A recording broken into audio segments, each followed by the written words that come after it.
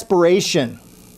Make a commitment to living in such a way that our suffering can end. So I'm going to make a commitment, this right aspiration. Aspiring means this is kind of a goal I'm setting. I'm aspiring to this. I want to move from this position to this higher state of mind. And that higher state of mind is I want to commit my life to sharing. Because I know that that's actually the way to do it, to be happy. And I know that I don't have to worry about sharing because there's enough. Not only is there enough, there's more than enough. It's only when I think there's not enough that I get in trouble as far as, and when I say enough, I'm talking about material things, but I'm also talking about spiritual things. I'm talking about, man, sometimes it seems like the emotional toll that it takes just to interact with people is draining. I mean, I just haven't got any more. I got to go somewhere else because I just can't. So we're not just talking about giving up stuff. We're talking about I neither have the time nor the inclination to associate with people anymore. Well, it might be a good idea to go get quiet then. But it's only because, the only reason that happens is because my associations with people, I'm doing things that I don't want to do. And I'm going to suggest that you can be of service to others and never do anything you don't want to do. I know that seems like really hard. But when I'm doing proper service, when I'm doing the right thing for the right reason, hopefully at the right time, then it's not something I don't want to do. It's something that is natural for me. It's something that I'm going to want to do. It's something that I'm going to flow into. It's not going to be... So what I'm saying is sometimes it's just fine to say no to a request of another. Because you have a sense that this is not proper service. And also you don't get burnt out when you do that. Right effort.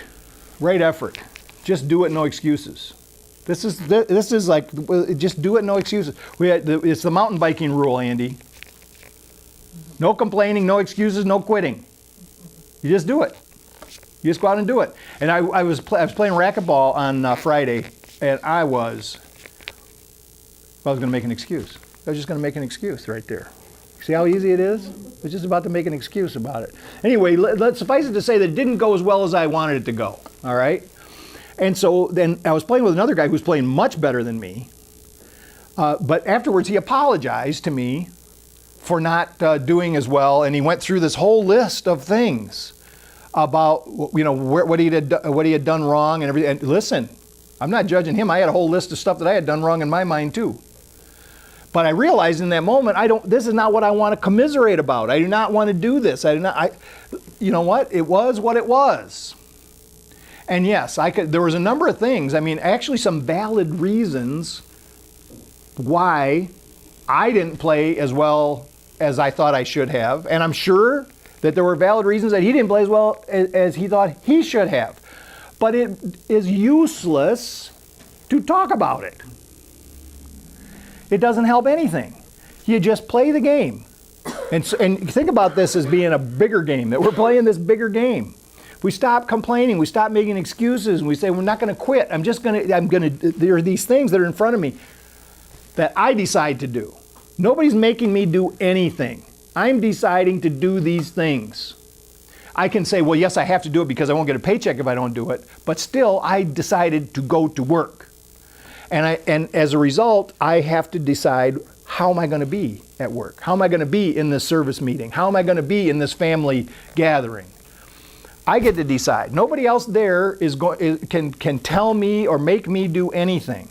So that's what I want to do. I want to do what I decided to do and not make any excuses as to why, I was tired. Man, I've been driving for 16 hours.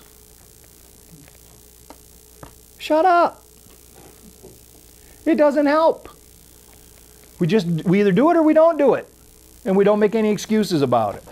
So right speech. This is speaking the truth that is helpful and compassionate. So when I speak to you, I want to be honest. First of all, I want to be honest. I want to say what's really going on. But I don't want to say it in such a way that is hurtful. I want to be honest and share what's really going on, but I don't want to. But I'm not trying to cause. I'm not trying to cause harm. Because I've decided somewhere back here on this path, I decided that I want to be helpful. So I'm going to speak in a manner that's helpful, not harmful. And sometimes we say, well, you know what? I just couldn't take it anymore. It was just like, man, they were on me. They were just this and that. And then finally I just snapped. And it came out. Right conduct, living a life consistent with our values. Now this is called integrity. This means I have a certain set of values. And this is not about the law. This is not about the law that's on the books of the state of Illinois or the United States or any other country. This is an inner decision that we have certain values and principles that we've decided to live by. And that's a commitment. That's a decision on our part. And integrity means that we do that, right? Now, if there's I give the example of when I drive down 2nd Street and I get to Ethel Avenue there, if I want to turn left on Ethel and the light is red, sometimes I turn left. Okay? I know, it's horrible. Sometimes I turn left. But if I get pulled over and get a ticket, I'm not going to complain. I'm not going to say, why is that stupid light there anyway? There's no traffic coming from the other direction. I'm not going to go through all of that kind of stuff. I decided to turn left when the light was red. So as a result, the consequence is I get a ticket. Most of the time, though, I've never actually got a ticket. But I have to have that in my mind that I'm willing, if I decide when the speed limit is 35 and I all of a sudden find myself at 47 and the red lights are behind me, I have to... I was late. I just have to decide that I get the ticket. That's the consequences. I'm not going to go and then get home and start complaining about how bad the cops are. No. I decided, and whatever it is that we decide to do, if they've got certain rules at work that some of them we think are okay and some of them we think aren't okay, and we decide we're going to follow some and not others, that's fine. God's not mad at you. It's okay, except that if you get caught up in it and there's a consequence, you just accept the fact that you did it and you move on.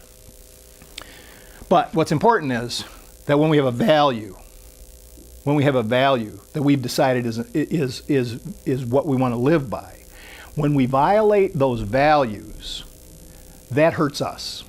Again, God's not mad, but it hurts us.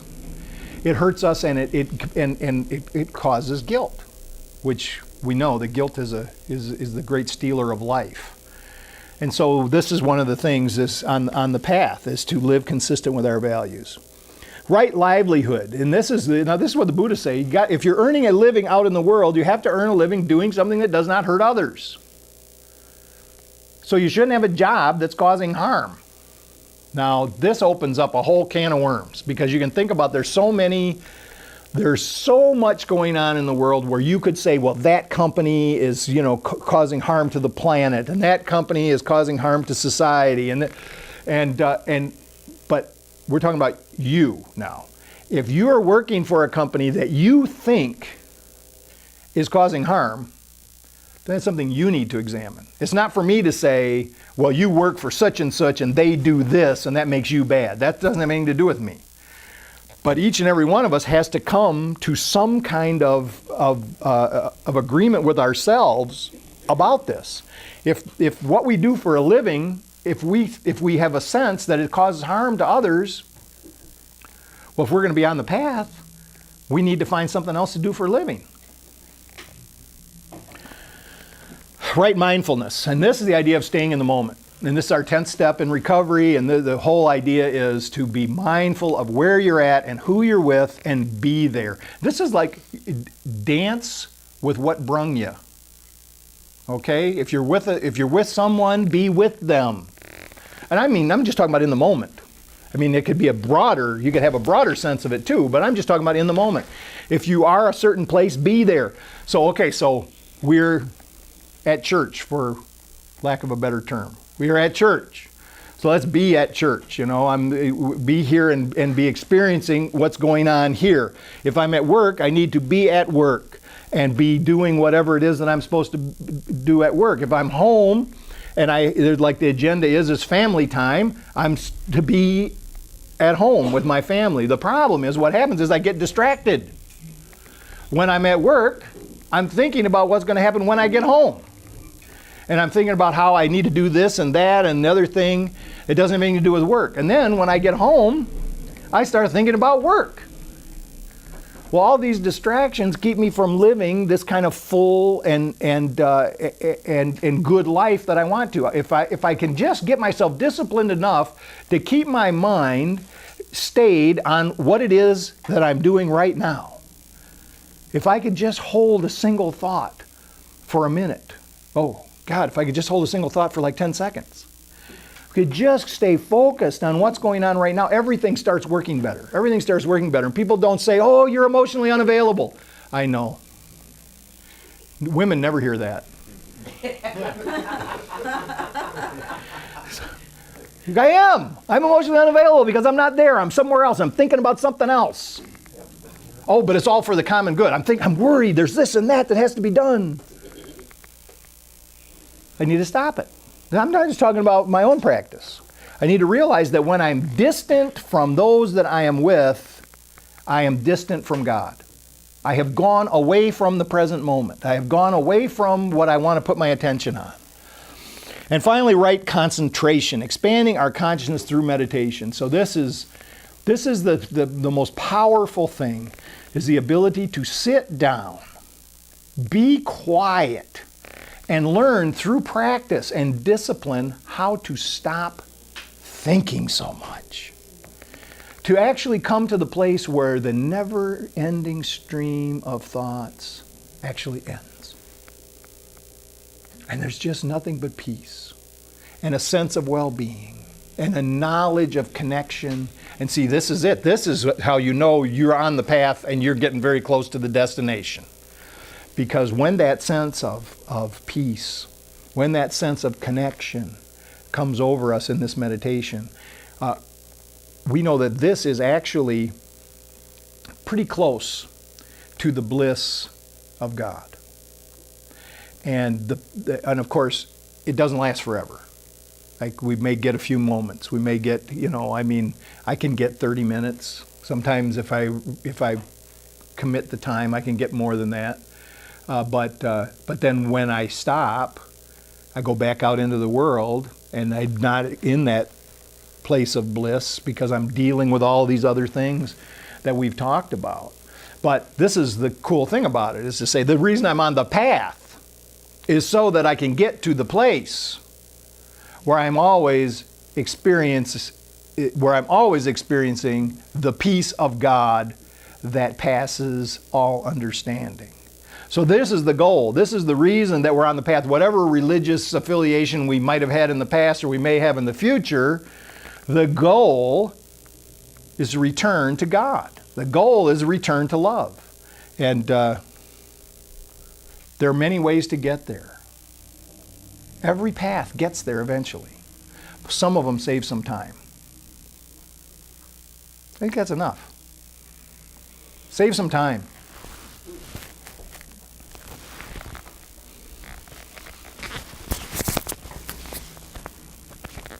Okay. Now you get to talk back to me.